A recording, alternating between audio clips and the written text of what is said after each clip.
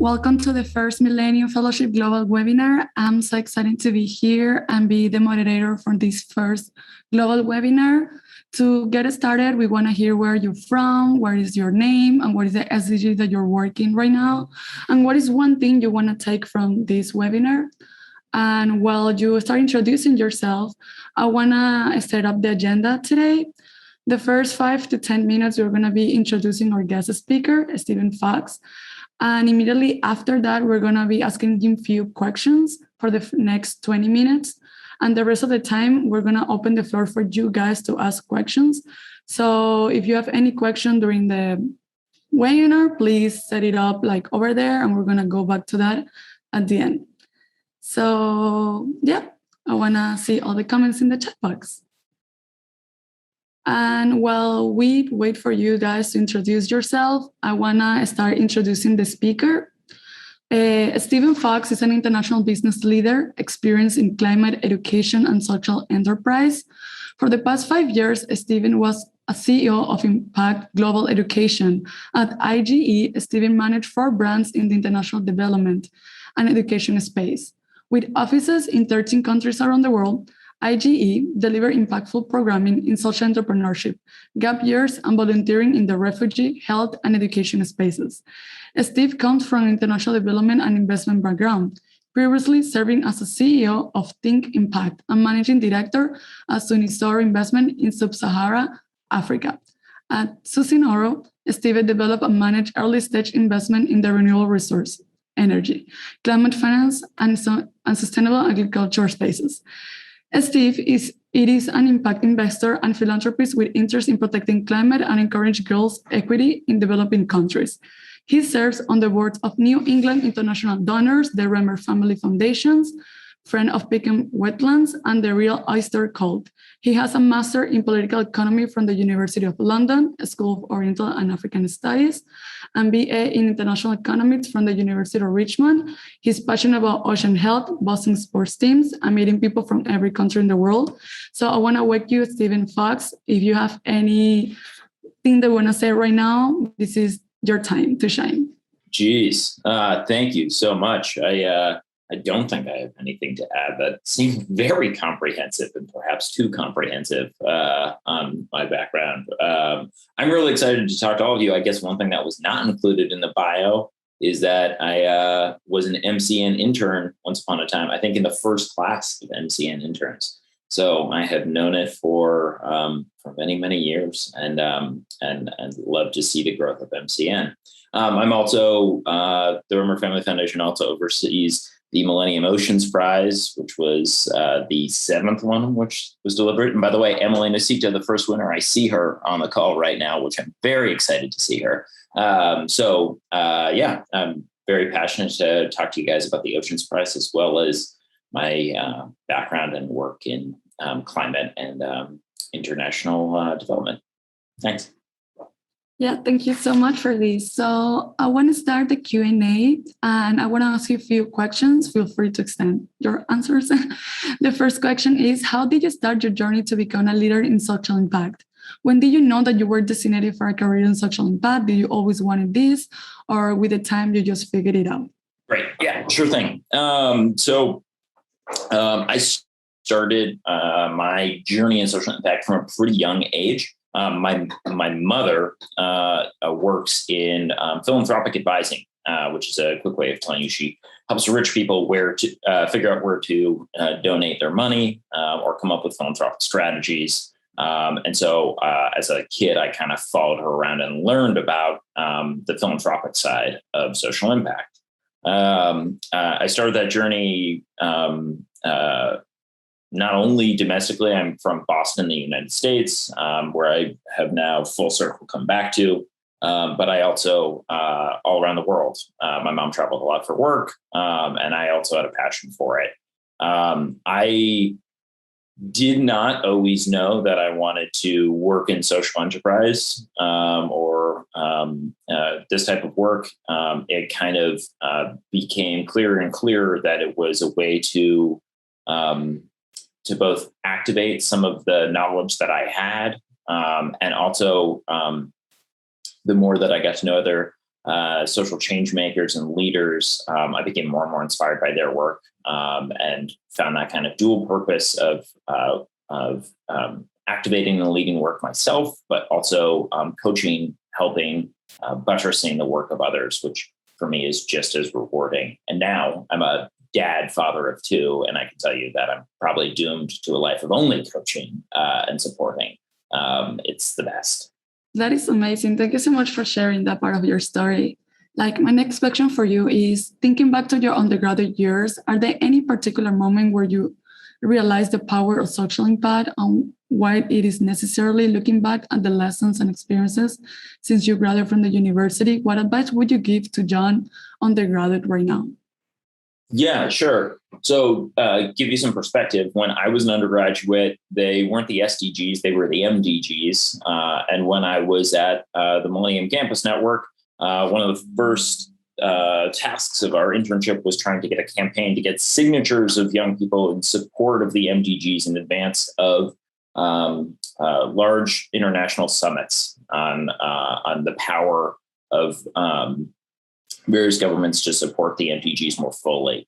I think participating in a campaign of that nature and seeing young students from all around the globe in times that were far less technologically advanced and with less global knowledge of some of the core issues that got the SDGs today, it was still really exciting to see. I guess I was a sophomore or maybe a junior. I think I was a junior, to see students latch on to core issues or connect the issues they were already working on to global efforts early on. I remember, I don't know if there's anybody on the call from Alaska Bible College, but I'll never forget when I was sending out cold calls, and Sam Vagar can tell you one day about how much I love cold calling people, but I was sending out a cold call and I called a dean at Alaska Bible College.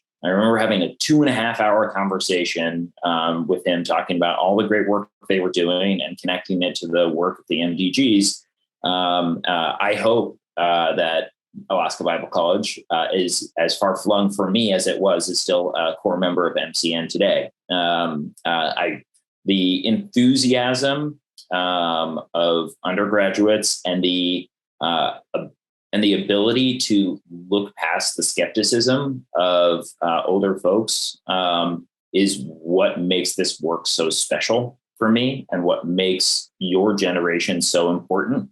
That and as we're seeing now in the climate space, older people have a bit of a problem admitting that we kind of messed things up a couple of times before. And so I really love to see the progress, incremental progress that is made in each new class of undergraduate students in accepting that that we've got a lot of issues to take on, and there's the time can always be now for that. It doesn't have to. We didn't miss it. It can always be now. Thank you so much. That was like so beautiful. Like in my case, I always told people that I wanted to do something bigger than myself, and seeing that there are other people that always have like that mindset, that love and that passion to make this world a better place is something that is super beautiful. So thank you so much. And guys, if you have any question you want to ask him, you can start placing them in the chat box, because this is the last question about my part. And the question is, what advice would you give to the Millennium Fellows, particularly those interested in building a career as a social entrepreneur? Any do's or don'ts? Yeah.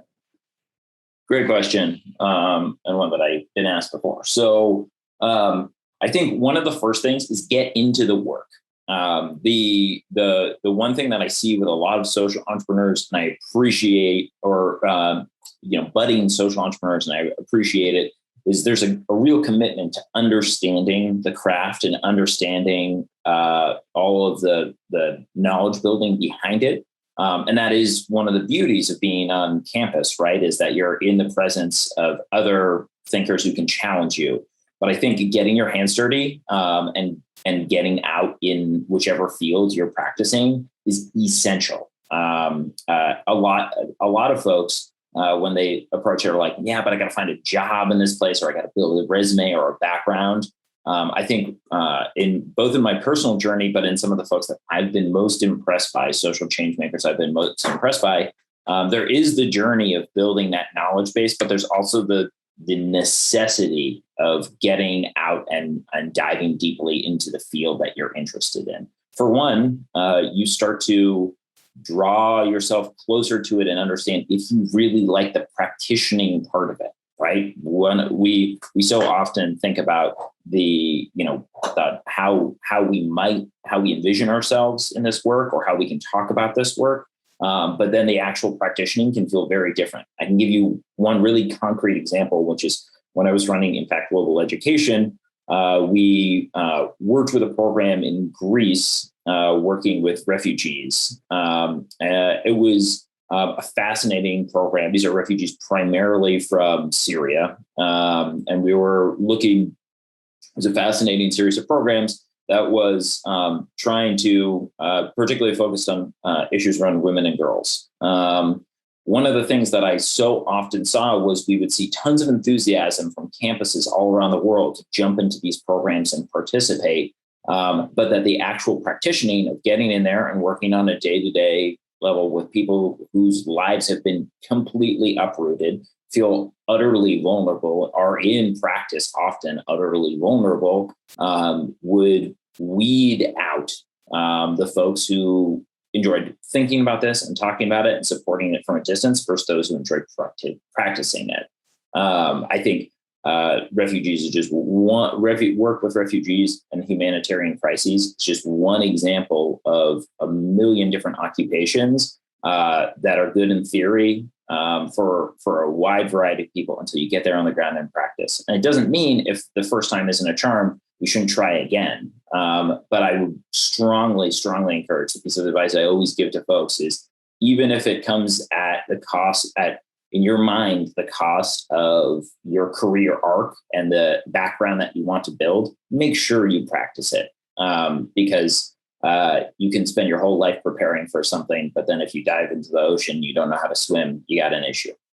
Perfect. Thank you so much. And we have the first question is by Faith Sakala. I don't know, girl, if you can ask your questions out loud. If not, I can do it for you. Okay, so my question is, what has been one of the greatest challenge that you first in your journey as an MCN, Millennium Fellow, and how did you overcome this challenge? Thank you. Okay. Great question, Faith. Thank you.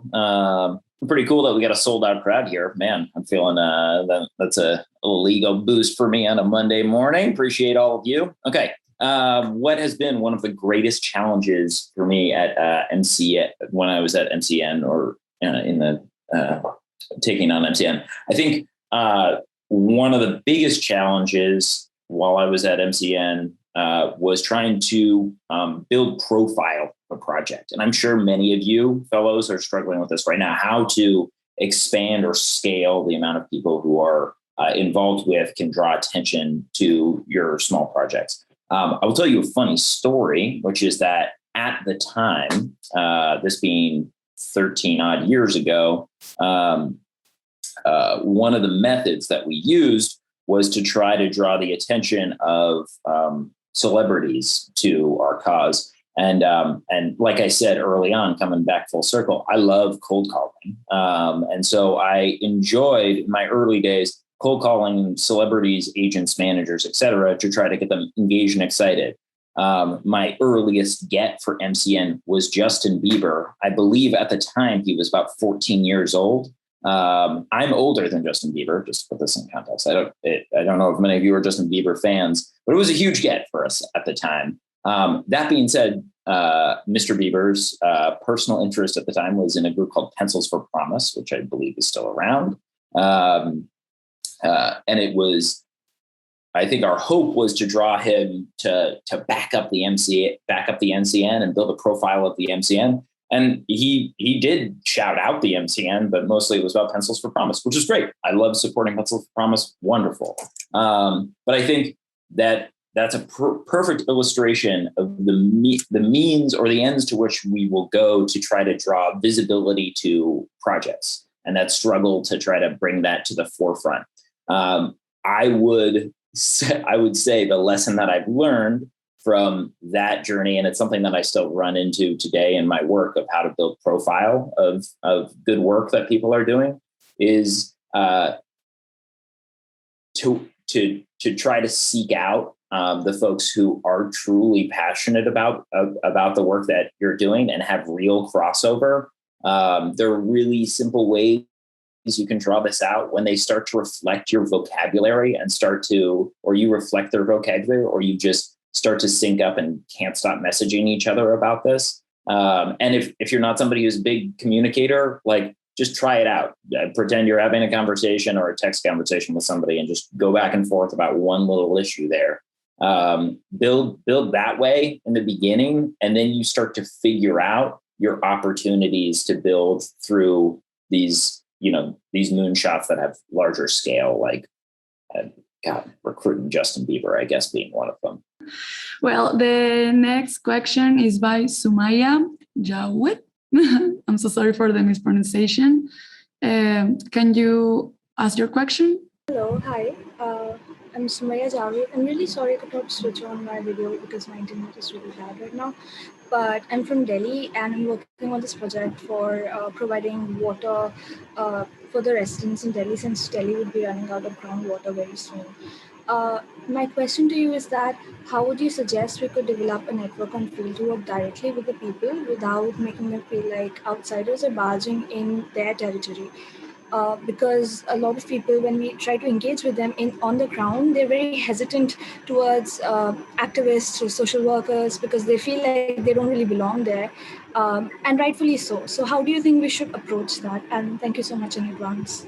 Thank you, Sumaya. I really appreciate it. I hope I caught all your question, and I appreciate your really good work in this space. Water is incredibly important. So how to engage folks who might look at you as an outsider, right? I think was the essence of the question. I would say this is something that I've spent a lot of time working on in my education work. So I would say I'm biased. But I tend to think about how to activate resources within a community rather than think about how I can impart necessarily knowledge. I try to couple the amp up of education with activating resources, both and taking kind of an asset-based approach to engaging folks. The fundamental concept behind this being everybody has something to offer, right? And when you're working on a water project, for instance, there's not a better example than a water project where even with geological backgrounds or specific water training, when you come into a community, people are going to understand how they consume and use water better than you would ever. It's a lived experience, right? And for me, the first step, and there are great books on asset-based community-centered design, which again, I have a bias towards. But I think the first thing in any situation is to ask questions, right? Be kind. You're entering somebody's house, be polite. You're entering somebody's community, and ask questions. Everybody is an expert in their own right on a certain issue. And if you can probe and ask the right questions, you can figure out how to fully activate them as a resource in a collective effort. And oftentimes you'll figure out how they can be a leader in that work too. Like I said, I oscillate between the coaching side of things and the leading myself. And I think coming in without a preconception that outsiders are going to need to lead this effort, but rather how can I activate the resources? How can I activate the assets here by asking the right questions, by pushing people to think about think in new ways that they haven't thought. You can often combine all of those different pieces to really build trust and engage a campaign of folks. It's one methodology. There are a lot of different ones, but I will say I think I've worked in like 45 countries now. I don't think there's been a country that I've worked in that when I am bring a gift, I'm polite, and just ask questions to folks, that anybody has ever turned me away. In fairness, my gift is almost always maple syrup, and people love maple syrup basically everywhere. So find a good gift, I guess is the other thing. Perfect. Thank you so much, Samaya. And the next person is Vicky Alexander. Can you ask your question? Hello. Hi. Nice to meet you. My question is, what would you say is the most difficult aspect of our current global regimes for sociopolitical impact and humanitarian work? What aspect of the system becomes most difficult? Currently, my project is working with migrant women, and I find that in these aspects, there's a lot of issues with citizenship that we would have to work with in helping them, and also kind of not necessarily defeating, but working with where they stand on current social and political regimes in the countries which they live and inhabit. So what would you say would be the most difficult obstacle that we would have to work with, and maybe how we can work around this to assist these women further? That's a terrific question, and one that's probably above my pay grade, but and I really appreciate your work, Vicky. Thank you for it. That is a tough question. I mean, there's a complexity to a lot of these large international problems that is multi-layered, right? And so boiling it down to one is probably going to be difficult for me. I think the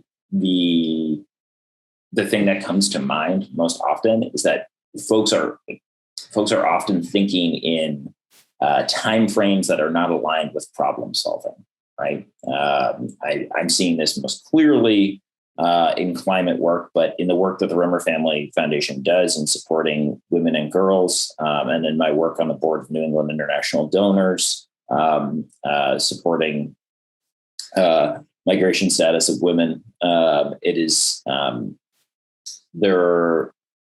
These issues are intransient. They take a very long time. There's an urgency to it that doesn't match up with the, like you said, many of the bureaucratic political components of these things. Systems are built to be rigorous, and with rigor is time, right? And on top of that, it's complicated by political systems that are have their own specific time windows, right? Those are in a democracy or a republic, often those of elected officials, the timeframes of elected officials. In other forms of government, they have different time windows. But I think to be proactive in it, one of the things that's been really helpful for me, especially in our work with women and girls, is to map out all those different timeframes and think about what would be ideal to accomplish in those periods, right? I think right now, many of us are suffering with the tragedies that are happening in Afghanistan and Haiti, and they come to mind. And there's a real urgency that we all feel around that, and that is real. But there's also just going to be a lot of work that's going to have to be done over the next year, 2 years, 5 years, 10 years. And that work is often just as important, and frankly, from a funder's perspective, just as way underfunded than the urgent work. I have the privilege of getting to sit in on the Oxfam leadership calls every year, and it's fascinating to see the amount of money that is pours in response to early parts of any crisis compared to the 2 to 5 to 10 year timeframe that follows it. So in this really hard work that you're doing, I would encourage you to continue to think about, to remember to pull yourself back from the urgency and the immediacy, to think about longer time windows, not necessarily that you shouldn't address the urgency, but also think about long time windows, because those are often, it's not the first political thing that people think of is the long time window, but these problems take time. It's a really good question that I feel like I could give you, if we talked for the next 4 days, I could give you 1% of my answer on. Great one, Vicky. Good. Keep up the good work. Thank you so much. I think planning for the long haul is a very good piece of advice, actually. Thank you.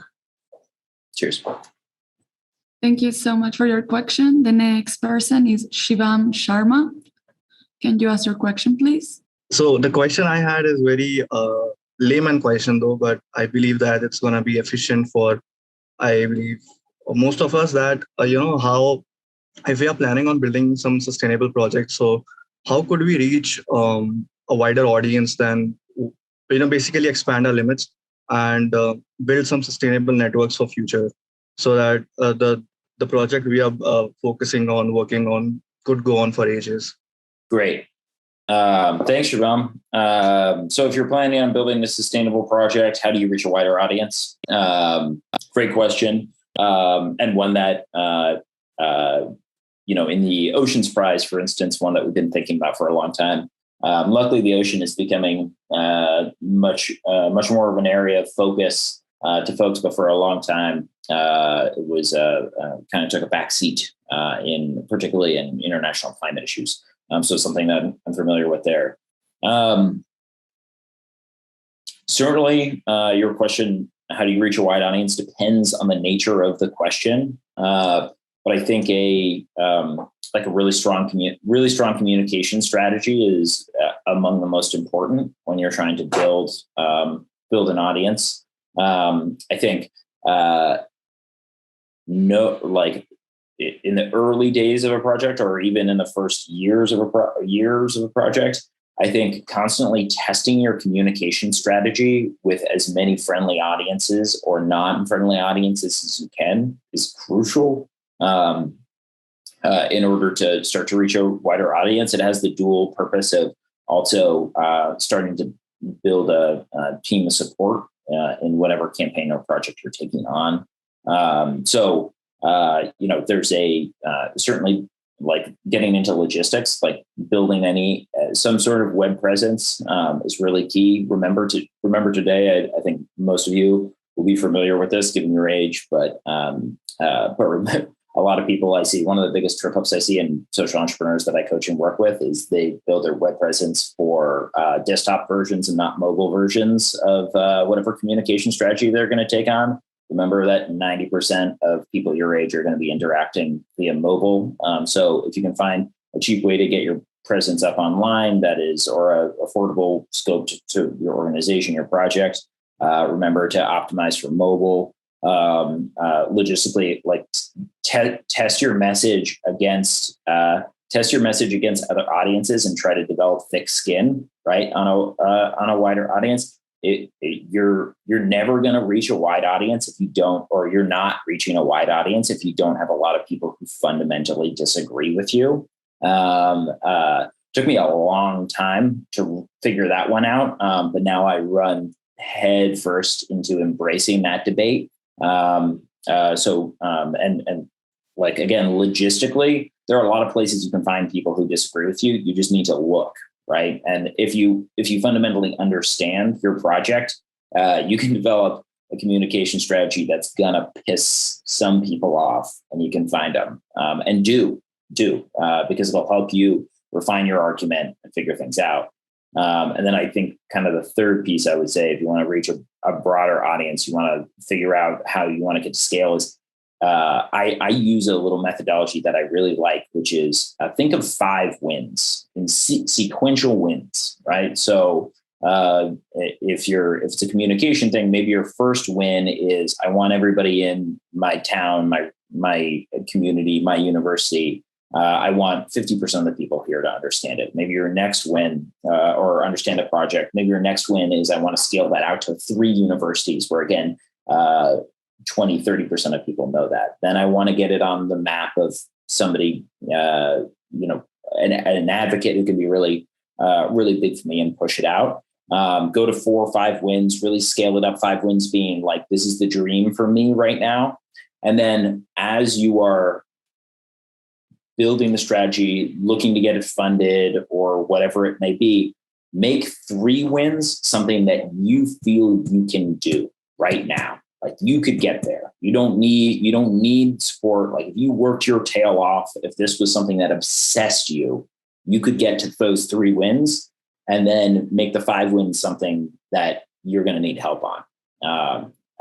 That strategy, I can tell you, it's been really useful to me and a number of folks that I've worked with.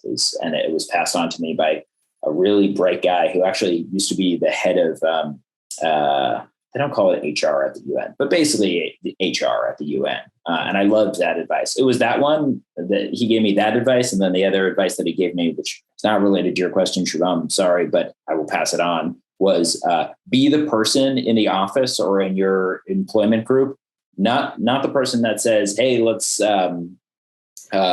like that necessarily just makes friends at the office, but be the person who says, let's do something after hours. And that always gets you noticed. I'm going to tell you, always gets you noticed. I've probably promoted too many people because of that type of behavior. So. Thank you so much for that answer and question. It was really helpful, even for me. I want to call the next person, and don't forget to introduce yourself when you're from. Is Sanjana Wadhwani? Hello, everyone. I am Sanjana Wadhwani from India. And my question is not related to any project. It's just, I guess a personal question for you is that social change can be really difficult. Bringing that impact can take a lot of toll on your mental health sometimes, because if you can't reach a goal, it can be frustrating. So my question is, how do you keep yourself motivated? And what is that one thing you would suggest us in this fellowship that we should also do so we can keep ourselves motivated? Great question. Thanks, Sanjana. I find an accountability group. You have it right here. There are 300 people here who can help keep you accountable, and you can keep them accountable. Find it. I mean, this is the power of the MCN, right? There are people on this call. We've already heard from 1, 2, 3, 4, 5 now of you that are taking on totally different issues. That doesn't mean you can't help keep each other accountable. Taking on social change is hard. You are 100% correct. And it can be extremely lonely. And you're going to hear no way more often than you're going to hear yes. So find an accountability partner. Find a series of accountability partners. Check in with each other. It doesn't have to be a big lift. It can be 20 minutes. And frankly, it can be fun, right? You can check in and play an online game. You can check in and all have a drink together. You can check in and share recipes about what you're cooking, right? But then also be like, okay, ask a few questions to them. What are you struggling with right now and why? Right? Sanjana is going to be expert number 1 on this accountability group. And then the next question is always, how can I support? Right? And it might not be an introduction. It might not be a heavy lift. It can just be like, hey, check in with me next week. Right? Like make sure that I'm all right and continuing to push things forward. But like really concretely, you have that group. There's 300 of them here right now. I'm an accountability partner to like 6 different people right now. Otherwise, I'd raise my hand to all of you to help right about now. But find them. They're out there. If you offer to someone will offer to you. And it makes it all a little bit less lonely and pushes you over the harder parts. Perfect. Thank you so much. I want to call right now Nopur Soni. So my question was somewhere related to Sanjana. As you have said, we listen so many no's, right? People are not ready to collaborate, not ready to, believe in us. So what's the, best way to deal with that? Because you are working with, so many nations, like we say 29 plus nations. And yeah, somewhere we are grateful that we have selected in this fellowship, like 6%, selection criteria. But at the same time, we are, facing difficulties. So like, what should be the first step, I would say, because, my project, we are working from the scratch. So we want to know certain guidelines, like how we can, really create the change from grassroots level. Great question. And thanks for your good work. Okay. And just it helps me to repeat the question back here. So, like, what should be the first step in moving grassroots work forward when, especially if people are not ready to collaborate? What's the best way forward? Right? I mean, it certainly depends on the project. Certainly depends where you're working. But again, I don't think you can. I don't think you can go wrong by developing your thesis, your question, your hypothesis, what you're trying to solve, and putting it out there, right? It goes back to two pieces that I've talked about earlier, which is to be bold in asking questions, ask questions while being polite, and if you can, bring a gift. Although I guess in COVID times you can just say something really, throw a compliment their way, right? And then ask questions, and then seek out people who you are interested in their project too, right? Like, this is the nature of many student-led projects, is that we're at this really amazing part in our life where we're developing our theses on life, right? We're trying to figure it out. We're trying to push through what we care about. We already have something we care about, and we're trying to accelerate it, right? But there's folks will always balance a healthy mix of altruism and self-interest, right? And I think one of the things that I get really excited by is when you find two collaborators whose self-interest coincides, right? Where the work that they are doing, they share altruistic visions that may have parallel paths to them, or may intersect or be somewhat tangential. But it's that really fascinating part of, like, they share common interest in this or that that can help boost them forward. I think you'd be surprised if you reach out to enough people to say, "Hey, I'm really looking for your help." And if you also reach out to people not necessarily who are the biggest leaders in the arena, but you reach out to second, third, fourth level in the supposed hierarchy of organizations or groups to say, "Hey, listen, I really want to learn more about what you do at this organization. I'm passionate about this. I want to move my purpose forward." That's really where you build networks. And also remember that in terms of time frames, in 5 to 10 years, those are the people who are going to be leading the organization, right? One of the things I appreciate so much about Executive Director of the MCN, Sam Vagar, is he builds those relationships, right? He'll build a relationship. He and I both have no qualms in building just as important a relationship with the receptionist at a meeting as we do with the person we're meeting with, because in 5 to 10 years, like I said, everybody's an asset. In 2 years, everybody's an asset. Everybody has something that can give. And I want to know what you're passionate about and want to know how to support it. There's a conference, a really good conference.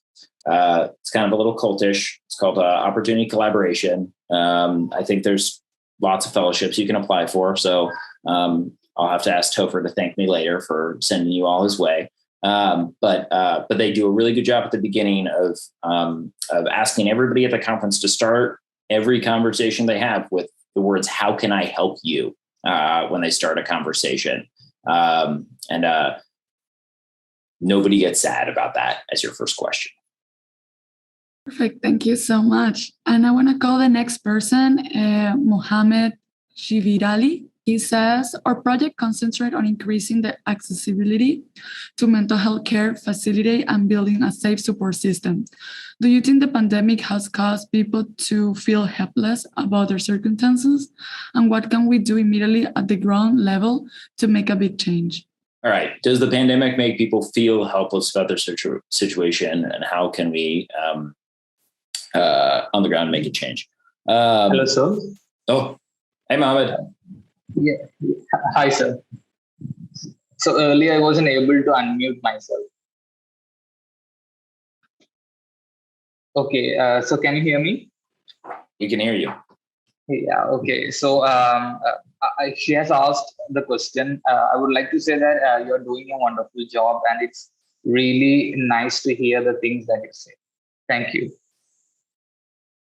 I appreciate that. It's really nice to hear your question. Awesome. Thank you. Okay, I'll do my best to answer it. And thank you for your good work on accessibility to mental health care. It's an incredibly important issue. Does the pandemic make people feel helpless? Absolutely. So that's part one. Doesn't mean you can't make change on the ground. I've been through. I'll share with you. I'll be vulnerable with you guys about my international development and education company that I was running. So I ran this company for 5 years. I grew it from a relatively small organization, about 3-4 employees. I took it over from the founder, had to tear it down, and then built it back up. Pre-pandemic, we grew to like a mid-sized company. We had, I think it was in my introduction, 13 offices around the globe, 60 odd employees, right? The pandemic crushed the business. It's a business that predicated on people traveling internationally. And as we can imagine, in the pandemic, it just crushed it, right? I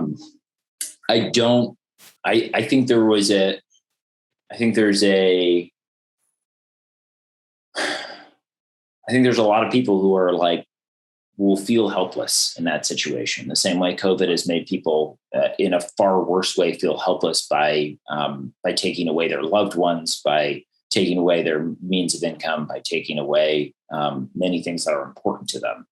I think your generation is better set up than anybody to navigate and build backdoors around that to take on the good work.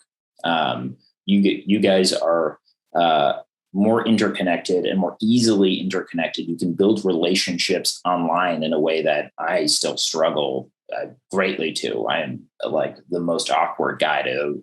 If I was going on online dates a lot, I would be having a really tough time because I had no idea how to interact with folks, nor do a ton of the people of my generation and the generation above. I think that building relationships and building back doors, building systems to try to take on work is something that comes naturally to many of folks of your generation and of this class. I think the other thing that comes really naturally to you guys is thinking about ways to be resilient, right? You guys are all coming up in a time where there are either global conflicts, issues around human rights, issues around geopolitical issues, and certainly climate change that is teaching you to think about resilience going forward, right? I would never hesitate to lean fully into that. You're going to have to be resilient. Every generation has had to be resilient in their own way, and every generation has built its own infrastructure of resilience to different degrees of success. I would encourage many of you, as you're building your projects, your organizations, to think about how can this be resilient, right? How can this, and I know MCN challenges you to do just that. Think about how can my organization be resilient?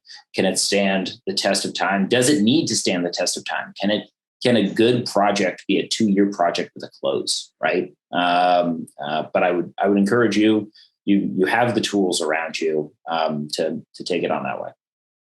Thank you so much for that answer. And I want to call right now Emily Nosita. Hi, can you all hear me? Hey, Awesome. Emily. Hello. So my question has to do with the intersectionalities between the ocean and both the intersectionalities that we see within the SDGs, including 14, but also maybe some areas that are not yet covered by our current development goals. What intersectionalities do you see and why are they important? Great question. It's really lovely to see you. The SDGs are built to be a broad, vague coalition of all-encompassing ideas. We'll be honest, I've developed a love-hate relationship with them as a result of that. And they're built to be broad and vague, but are not, the communication behind the SDGs doesn't do a good job at showing the depth behind each one, although a lot of the thought leadership is there. If you tap into the SDGs, you can often find the resources that are there, but it's not collaborative. As it relates to SDG 14, I think there's ample space right now to tap into non-governmental efforts in a way that is not covered, and not specifically non-IGO level conversations, right? There's social entrepreneurs on this call. And so some of you are taking this on from a for-profit perspective, some from a nonprofit perspective, some from a policy perspective. I would encourage you to come without preconceptions on how each of those efforts can move the ball forward. For me, as it relates to SDG 14, I've been excited to see that, and I spread my time and my resources pretty equally in what I would call a portfolio approach. And forgive me, I'm a recovering capitalist. I would spread it in a pretty portfolio approach behind those people who are taking it on from a for-profit perspective, from a nonprofit perspective, and from a government perspective. Because the reality is, although each of those perspectives have different intentions behind them, many of them are trying to accomplish the same things. They just have different ways of getting there. I would just make sure that I would touch into people like Emily who are doing great work on this front and say, hey, how do I navigate your space within that great one of those SDG frameworks? And it's the same for each one, right? Is try to tap into those subsectors, go a little deeper than the first vague level that's trying to be all encompassing for every problem in the world. Perfect. And our last question of the day, because of the time, is I want to call Wanda. I don't know how to pronounce your last name. Hi. So my question was, how should we, as Millennial Fellows, how should we present, if we're going from a policy and like a governmental change perspective, how should we present ourselves to the policymakers in like our local government in order for them to take us as young students and our projects seriously? Right on. Thanks for your question, Wanda. You're a constituent. You're a constituent and you are representing constituents. It does not matter what your age is. I have had the great pleasure of being very close with some of the folks behind in the United States, something called the Sunrise Movement. I think it's spread internationally. But representing constituencies, it actually doesn't tend to matter the type of political system. I've seen it the same in the US as I've seen it in a bunch of other systems. Is the first and most important thing that you're representing. You're representing constituents, and you're representing the idea of these constituents. One of the things that's underrated in approaching it from a policy perspective is to talk to those constituents, gain a perspective, and be able to deliver that to your representative or to policymakers. Policymakers are busy people. And often they think they're more important than undergraduate students, which they are not. I will tell you all. But one of the things that they don't have the time for as a result of that is speaking to every single one of their constituents. If you can present yourself as a voice of a constituency and a voice on an issue, you make their job easier, and you put yourselves in. You make them an extension of the work that they are doing. So I encourage you first to speak to constituents and make sure that you're able to deliver. It can be anecdotes, it can be data, it can be whatever it is, something that is new to them that represents their constituency and that it's an issue that they care about, which then leaves the power in your hands to go out there and convince other people about the importance of your work, which frankly is way easier than getting a meeting with your congressperson or your representative to then convince them. I will use one very brief anecdote, knowing that we're almost out of time, which was I lived in Malawi for some time, and I had a dear friend there who I played basketball with, and he ran for political office. He was elected, And he used to do my favorite thing on the planet, which was he ran a little basketball camp. You didn't have to pay for it. He just went to local basketball courts. And he said, anybody can come down, and I will go to switch between courts and play a game with each of them, male and female. Everybody was involved.